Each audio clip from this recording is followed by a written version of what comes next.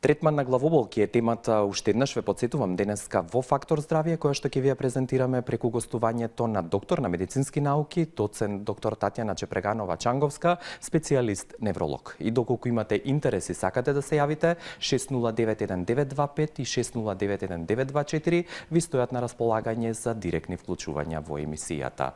Професор, ќе бидејќи зборуваме за еден од најчестите, реков, симптоми и во однос на честотата и посетата и на вашите сигурно амбуланти, кои се причините пред се, но претходно да објасниме колку е сериозен како симптом и би рекол еден од најстарите симптоми општо во целата медицина. Точно. Во болката, прво да кажеме дека болката има едно филогенетско и патофизиолошко значење.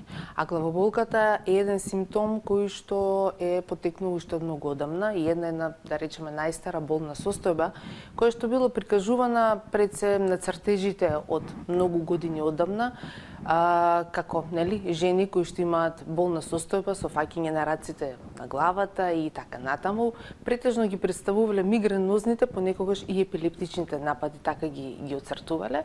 Значи, тоа збориме години одамна, пред 5000 години, а за како прв пат запис, медицински запис, имаме од Хипократ, кој што за прв пат си опишува својата мигренозна главоболка. Значи, една болна состојба која што итекако е присутна во секојдневието.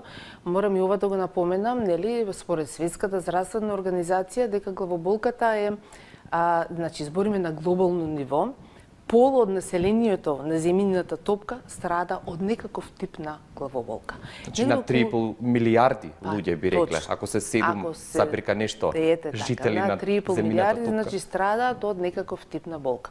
Тука ги збориме и примарните и секундарните. Значи ова е глобална некоја цифра, некаде околу 30% паѓаат на мигренозниот тип на главоболки. Висок процент и многу честа симптоматологија, тоест многу чест симптом, кои што итекако ги преплавуваат нашите амбуланти.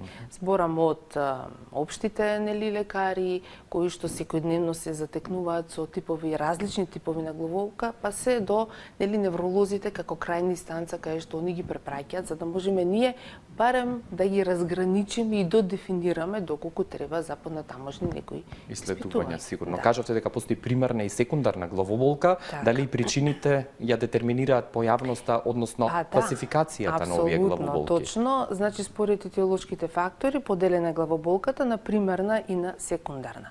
Треба да напоменам преска и вие го кажавте, кластер, тензиона и мигренозна главоболка, сите тие спаѓаат во групата на примарни главоболки, кои што генерално се јавуваат негде од 20 до 40-45 годишна возраст, најзастапена популација.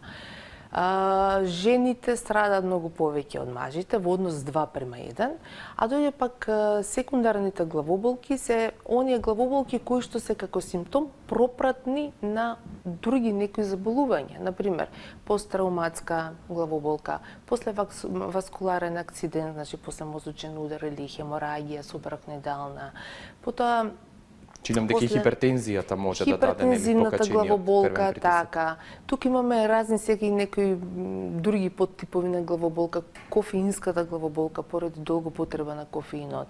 Потоа имаме главоболка при вадење на заби, така натаму, при болка во ушите, во очите, значи различни типови на болка која што е како придружен симптом на некое друго основно патолошко заболување. За разлика од примарните, овие три типа кои што ги напоменавме, кои што се најчести, и каде што немаме етиопатолошки фактор, тоест немаме фактор кој што може да ја причини главоболката.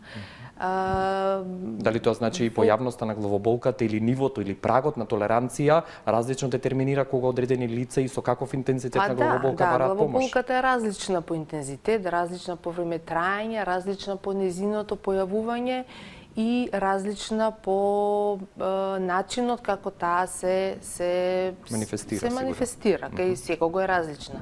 Овие три типава на болка кои што ги напоменавме, кои што се јавуваат кај помладата популација, најчесто секоја си има своја симптоматологија и секоја е многу различно по време траењето ние можеме да одредиме.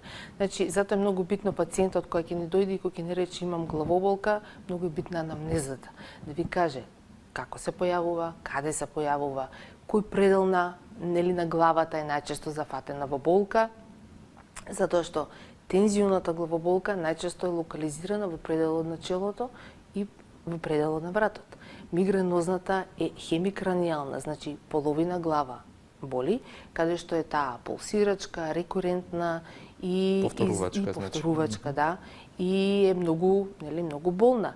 По време траењето, оваа трае на пример негде околу 3 часа до неколку часа, до 5-6 часа, додека пак мигренозната знаете трае од 3 часа до 3 дена. Значи многу повеќе за разлика од тензионната главоболка. И кластер главоболката, да не ја заборавам, дека и таа е многу честа. Сега кластерот е нешто почеста кај мажите во однос на жените, само таа. И се јавува локализацијски, значи се јавува позади, болката е позади окото и тој дел на главата боли. Во сушност, болката е позади окото, реков, тоа око е насолзено, оттечено, течат солзи, на истата страна имаме ринореја, значи тече и носот, имаме појава на секрет. Исто така се јавува црвенило и едем на таа половина каде што е болната страна. Таа различно трае. Знае да трае од 15 минути, поспоред нели книги кажувам, до 180 минути. Но во пракса е нешто друго, нели? Во пракса е друго. Индивидуално. А во однос на терапијата која што покасно малце нели ќе ја споменеме и ќе обрнеме внимание, примерните главоболки до некаде и исто се третираат за разлика нели од секундарните, каде што треба да се тргне главниот и основниот етолошки фактор кој што ја предизвикува главоболка. Таа главоболка. За момент да ги потсетам гледачите дека 6091-925 и 6091-924 се отворени за ваши јавувања и ваши прашања денес во Фактор здравје. Зборуваме за третман на главоболки преку гостувањето на доктор на медицински науки, доцент доктор Татјана Чепреганова-Чанговска, специјалист невролог од клиничката болница Аџибадем Систина од Скопје. Пред да зборуваме за терапијата и она што особено ќе дадеме внимание и главен акцент покрај анамнестичките податоци, што дополнително друго ви е потребно за анамнеза, односно дијагноза, потврдување или отфрлање и разграничување на кој тип главоболка, бидејќи тоа го детерминира после и третманот. Апсолутно, да. Значи, многу ни е битно да, како што реков, направиме еден добар невролошки преглед кај пациентот, затоа што не секогаш симптомот главоболка оди само како главоболка. Често пати пациентот во таа негова болка во главата заборава да си ги каже некои други симптоми кои што ги има. Со една добро земена анамнеза, како што реков, дали автоанамнеза од самиот пациент или хетероанамнеза од тие кои што доаѓаат со него, и како негде околу, да кажам, голем процент, можеби 5-60% веќе ние знаеме за што станува збор. Потоа добро прегледаниот пациент, невролошкиот статус, од испитување на кранијални нерви, мотилитет, сензибилитет, менигиални знаци, кои што се исто така битни, за да можеме да одредиме типот на главоболката. Ја се извинувам, но може да го слушнеме првото јавување пред следниот ваш факт што ќе го изнесете. Добар ден. Добар ден и убав среќен ден. И вам, господјо. Благодариме. Вака, мене не да ме боли глава, не знам како се викам. И окото, дури десното око, ми се чини ке ми излезне од мене. Толку имам главоболка и како мравки низ целата глава да ми оди. Ве молам да ми кажеш од што може тоа унапред и благодарам и пријатно. Пријатен ден, дали ва доволно? Па да, значи еден совет. За еден совет. Еве ќе се надоврзам и на прашањето претходно што го почнав да го зборувам. Една многу битна работа е, значи, тоа што кажа пациент, мислам, гледачката, дека локализацијски, нели, болката е околу окото и окото ќе ми излезе и така натаму, значи веќе можеме да ја класифицираме на кластер главоболка и сега треба многу повеќе да се земе анамнезове, многу недоволна анамнеза, меѓутоа да се обрати на невролог пред се кај па потоа на невролог, нели, каде што ќе може добро да ја прегледа, да ја земе. Нешто кажа како мравки да лазат по главата. Па добро, тоа се сензитивни, тоа се сензитивни некои сензации кои што различно ги опишуваат пациентите, некои како мравки, други нели како оттрпнатост и така натаму. Различно тоа го кажуваат секогаш, али треба да се направат дополнителни испитувања за да се види. Ови може да го продолжиме во однос на Да, дијагнозата, кои што се, како алатка понатаму. Во однос на дијагнозата и на ова прашањето што беше, значи доколку ние видиме дека пациентот и треба понатаму да се оди на испитување, едно од најчестите испитувања кои што се прават се или компјутерска томографија на мозокот или нуклеарната магнетна резонанса, ние се едно од најдобрите алатки каде што ние можеме дефинитивно да потврдиме или да отфрлиме постоење на некој етиопатогенски фактор. Меѓутоа, кај кластер главоболката, треба да напоменам, па дури кај офталмоплегичната мигрена, која што малце повеќе за мигрената ќе се задржиме, треба да се размислува и на некои други состојби. Во смисла треба да се направат испитување и на крвните садови во мозокот, за да не постои некој од типот на анеуризматски заболувања или друг тип на... Значи проширување на некои Така, крвни проширување на некои места кои што често пати знаат да ги афектираат нервите кои што не се за инервација на очите и може да ни се јави парализа на нервот, на погледот и така натаму. Значи, за тоа велам, треба некој да ја види, се она вели дека има болка, меѓутоа дали е само болка или има некој испад на некој од кој што со клинички преглед нормално да се испита. На очните јаболка. Да, благодарам за овој прв одговор и веднаш уште едно јавување имаме денес во Фактор здравје. Добар ден. Добар ден. Ве слушаме и вас, господјо. Молам, јас 2010 година доживеав херпес зостер. Добро. И од тогаш, од половина десната страна, од главата, ја имам постојана болка, без престан ни еден секунд. А болката е, ја се научив да ја издржувам, ама това е невозможно да ви кажам искрено. Последниот лек што го пијам, лирика е. И пред това 4, не можам да ги запамтам сега кои беа тие што ги отфрлав, заправо неврологот ми ги отфрлаше и последен го зимам лирика и тој не ми помага. Што мислите дека, еве, колку ја имам, 7 години точно, ја десната страна, постојано болка, постојано. Дали ова доволно? За одговори совет, благодарам за вашиот интерес. Значи, постхерпетичната невралгија навистина е многу тешка за третман и е,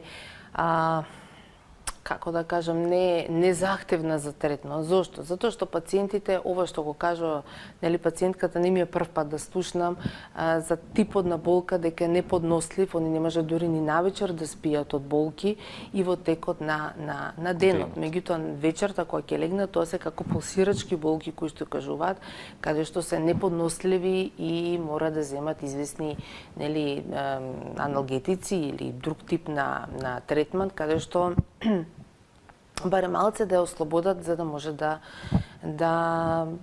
се надмине таа, да се смири, да. На жалост херпесот всушност тој се вгнездува тој живее, се вгнездува, не велиме, нели, во нервите, заради тоа таа болка е толку испровоцирана и кога се шири како нервот оди. И заради тоа таа болка, заради тоа таа болка е многу голема. 7 години е навистина голем период и предпоставам дека пациентката има огромен проблем. Лекот кој што го зима е добар и се препорачува за таков тип на третман. Значи, тоа се антиепилептични лекови кои што ги употребуваме за третман на херпетична невралгија. Меѓутоа треба да се проба, можеби слушнав, значи 1, 2, 3, веќе 4 антиепилептик кои што не и помага. Можеби ќе треба да се оди во малце повисоки дози. Значи јас до сега имам скромно искуство 20 години. Сум имала половина, би рекла најмалку од работниот век. Значи, сум имала еден пациент каде што одев на вистина со многу високи дози за да ја постигнам барем малце ефект за да му се смири болката. Паралелно со антиепилептикот давав и друг тип на симптоматска терапија, па до некаде малце ја подобривме состојбата. Еве, господјата може и да ве побара или да се советува со својот невролог. Благодарам. И пред вториот блок реклами уште едно јавување имаме во емисијата, односно 2. Добар ден. Ало, добар ден. Доколку не ме слушате, дали второто Добар јавување? ден. Да, одлично е сега, господјо, по програма сте. Вака, јас имам 52 години, од 24 години сум со мигренозна болка. Добро. Меѓутоа сега мигренозната болка е ретка, ми се страдам сега од болка, од главоболка, што е резултат на алергија. Имам алергија, примам терапија, спрејови и таблетарна терапија, меѓутоа пред крајот на истекот на алергијата која што трае на пример недела или две заради некои надборешни околности, ми се јавува после синусна главоболка и моментално сум сега со таква силна главоболка. Ќе добиете и вие совет. Благодарам за вашиот интерес и уште едно јавување имаме на линија. Добар ден. Добро, доколку имате интерес, јавете се во продолжение. По блокот реклами ќе продолжиме со Фактор здравје. Ја продолжуваме емисијата Фактор здравје и темата третман на главоболки. И пред следното јавување и моите следни прашања да одговориме на господјата што се јави пред блокот реклами. Да. Значи, како што разбравме, господјата има 54 години, од кога била помлада имала мигренозен тип на главоболка, нели, и одговара на годините кога таа главоболка се јавила. И кај вас жените се почести, нели, да, веќе рековте? Да, сега се нешто по-разречени тие главоболки, меѓутоа малце ми е, ако добро ја разбрав, сега има проблеми со синусите и најчесто вели дека кога има проблем со синусите, onda тогаш и ги има главоболките се исто така појавуваат. Значи, мешан тип на главоболка тука веќе станува збор, не е само примарна, тука веќе имаме и секундарна, предизвикана од синуси, која што исто така е многу честа кај популацијата. И треба да се види, значи ако е синусна главоболка, можеби ќе треба третман на синусите да се направи, тоа го прават нели на ОРЛ ушните, колегите кои што го. И тоа е примарната причина. Да, за да може да се основната. Зависи сега што е етиолошкиот фактор. И потоа паралелно со тоа да се земаат препарати кои што би можеле малце да поднамалат интензитетот на болката. А мигренозната главоболка која што имала некогаш сега е разречена, тоа е јасно поради тоа што естрогените веќе се поднамалуваат, нели, и тоа се тие менструациони мигренозни главоболки кои што се многу чести и многу се познати и се едни од најзастепените кај жените. И уште едно прашање, уште едно јавување вклучуваме на 6091-925 или 6091-924. Добар ден. Ало, добар ден. Ало, добар ден. Господјо, и вие сте добродојдени, ве слушаме. Поздрав до емисијата, поздрав до докторката. Поздрав Имам и едно до вас. прашање до докторката. Добро. Јас сум пациентка на возраст од 50 години. Сега сум во менопауза. Добро. Во помлади години сум имала главоболки, меѓутоа не толку чести. Сега главоболките ми се, како да кажам, во месецот, например, 3-4 дена континуирано. Меѓутоа, ме интересира едно, зошто јас, кога примам апче, например, се напијам апче, главоболката не ми престанува, туку уште повеќе е агресивна и почне да имам симптоми на гадење, на повраќање и така.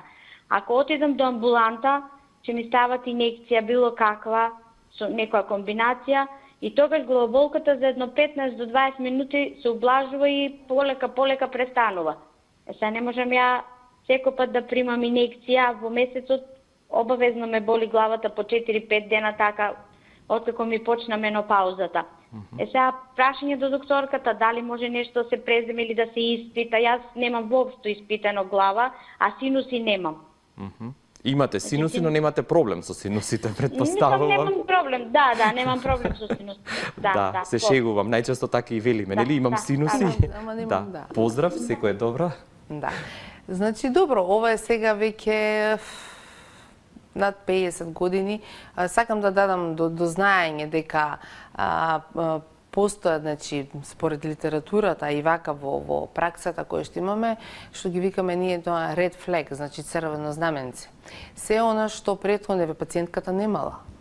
мигренозна, немала кластер, немала никаква примерна главоболка, така и сега се водат после од 50-та па натаму. Може да биде и хормонално, не велам не. Ако е во менопауза, може би, не знам кога почнала менопаузата и колку време ќе трае и така натаму, А ова може да познато биде. вие кога зема препарат или медикамент за намалување, всушност не се намалува, се интензивира. Сега, главоболката. зависи како за каков препарат, не ни кажа, нели, зависи каков препарат зима и што препарат зима, затоа што тоа што претпоставувам дека тоа што го зима е од типот на аналгетик, а тоа што и го дават е од типот на нестероиден антиинфламаторен лек, кој што знае многу појак да биде и подобро да делува, нели? За разлика од аналгетиците, ако перос ги земеме, им треба време за да почнат тие да делуваат. А овие имаат побрзо дејство и се малце поагресивни, да речем, се појаки лекови. Проблемот е во тоа што сепак и покрај тоа што не направило испитувања, пак ќе го споменам тоа црвено знаменце и убаво стои во литературата, вели све што ќе се појави и е главоболка нешто како нов симптом после 50-та, од 50-та па натаму, и како треба испитувањата да се направат. Затоа што обично може да биде симптоматски тип на главоболка. Значи како предупредување сериозно да го свати господјата. Да, треба да си направи, значи не ќе земам апче па ќе ми помине, па не, него да си се обрати, да си се направат исследувања. И да, пред да зборуваме за третманот малку повеќе, да го слушнеме и следното јавување. Добар ден. Добар ден. Господине, и вие сте добродојдени, ве слушаме. Дали сум во директно вклучен во емисија? Да, директно сте во Фактор здравје. Поздрав до водителот и до вашата гостинка, до докторката. Благодарам. Сакам да ве прашам, пред едно 20 на дена добив некаква алергија, некаква вирусна инфекција. И имаше многу неподносливи болки. Матечниот доктор и кожниот доктор преценија дека е некаква појава на прележена некогаш варичела. И сега ми е запатено и окото и имам главоболки таму на левата страна. И сега мислам периодично намалуваат болките, ама се уште имам болки, некако да кажам циклично или периодично, не знам како да ме мацка главата носоп на левата страна, па не знам дали ќе ми помине, затоа што веќе не користам лекарства, освен капки и витамин С, и не знам дали ќе имам последици, ќе ми останат последици од оваа прележена болест. Да. А дали имате промени на окото? Може и вие да го прашате директно. Окото се уште не можам левото око да го отворам, имам крваво ми е окото и имам болки и околу него и малци ми тежи. Благодарам за вашиот интерес, значи сипаници и варичела. Па да, тоа се сепак од инфективен агенс предизвикани. Значи, околу окото и под окото имаме нерви кои што нели се излегуваат и кои што се доста осетливи на било каков едем во на очните капаци околу окото и тие се знаат да бидат инволвирани и да бидат болни нормално. Се тоа треба да се смири, да се намали за да се намали болката. Па е предизвикана болка. Кога ќе се повлече? Ќе се повлече кога ќе се намалат симптомите, кога ќе помине основната болест. И она што сакам уште за крај како завршеток не помогна. Се варичела вајле по другите делови на телото има, не знам, и вајле околу. Но како што рече господинот е прележал, нели варичелата веќе? Не знам, ама еве докторите му рекле тип на варичела, како рече, не. Или да се консултира можеби со некој друг специјалист во однос на види зашто станува примерно зашто станува збор, малце сега зашто па да постои тој едем околу окото и зашто да тој ден всушност да прави главоболка.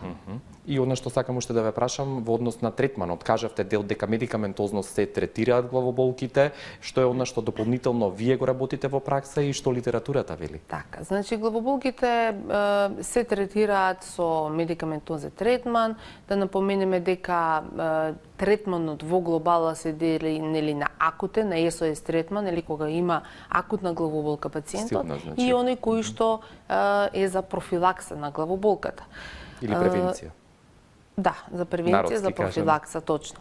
СОС третманот се употребуваат најчесто збориме сега за примарните главоболки, значи не збориме за секундарните кои што се предизвикани од друго заболување.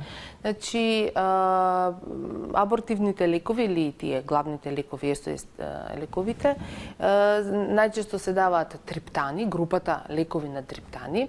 Тука спаѓа, тоа се најчесто перос или назални може да бидат.